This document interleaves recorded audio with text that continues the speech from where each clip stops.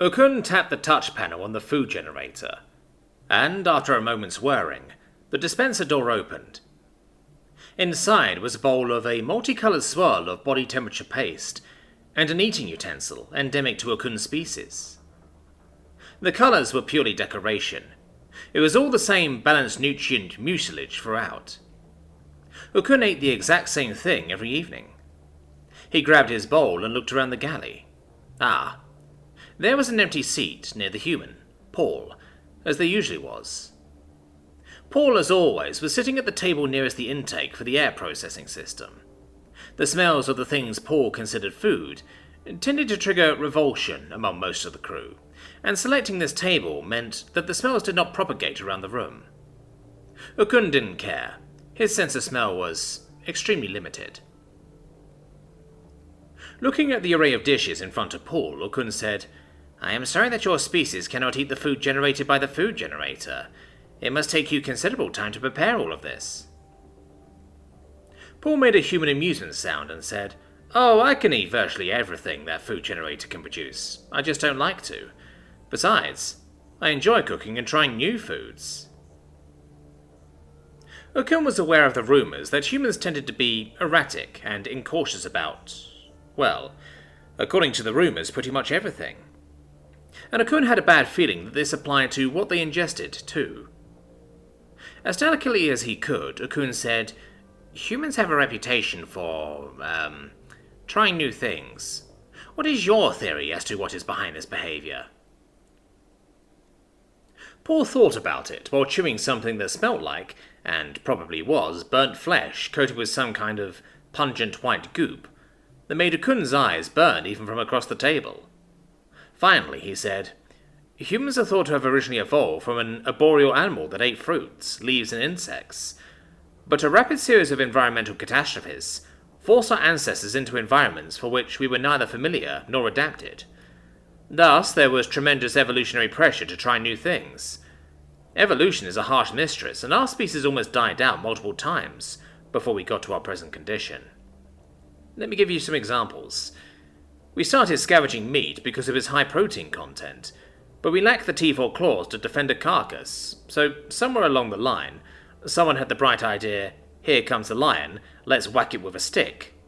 Then, having secured the carcass, we lacked the jaws to crack the bones. Again, somebody thought, let's whack them with a rock.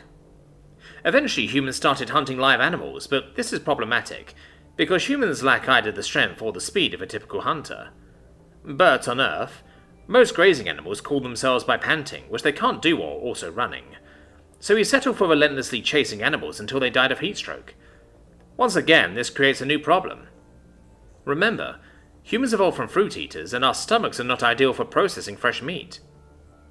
Paul gestured at the blackened slab on his plate. "So we burned the crap out of it to make the proteins more digestible, and kill off any parasites that might be in it. This is from some ungulate that a team brought back from Raxus 4. The lab gave me the body after they got done dissecting it, and I thought I'd see how it tasted with horseradish." "Something brought into the lab?" pondered Okun. "And the, vegetables?" he asked, fearing the answer. "Well, again," said Paul, "as the environment that my ancestors were adapted to collapsed, they had to experiment with new plants.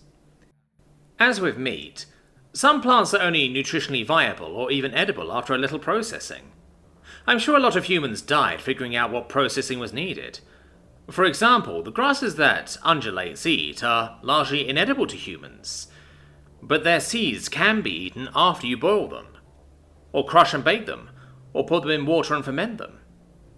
Another widespread family of plants, known as nightshades, contain alkaloids that render them completely toxic, but some human looked past the highly toxic leaves and fruits, and instead tried eating the tubers or potatoes. Turns out, heating potatoes enough breaks down the alkaloids." Paul gestured to a brown lump sitting next to the flesh. "Now, this root, from Dines 2, I think, tests positive for the same kind of alkaloids as nightshades do, so of course I cooked it like a potato. I haven't tasted it yet, but it smells promising." Paul picked up another plate. This one contained thin, bluish chips. "This," said Paul, smiling with expectation, is freshwater algae from Halder 5. The raw algae contains substantial amounts of cyanide compounds, just like the earth plant cassava. So like with cassava, I fermented a slurry of this stuff for a few weeks, before drying it into sheets of paper and deep frying it. Here, try one. Okun backed away. No, thank you. I'm not much into cyanide in my food. Okun again looked around the table. So, do I understand correctly that much of this is stuff you are experimenting with eating? This doesn't... Well, you don't actually know that it won't kill you. Paul laughed again. Oh, I ran it through some lab analysis, and I'm pretty sure it won't make me dangerously sick. And if it turns out to be good, then hey, humans have a new food to offer to the galaxy. The only way to know is to be bold and try new things. Okun ate another mouthful from his bowl of flavourless paste. It was true. Humans are erratic and incautious. But then, Okun wondered, how many of the items dispensed by the food generator in the future will be the product of humans like Paul trying new things, and somehow, against the odds, against common sense, surviving?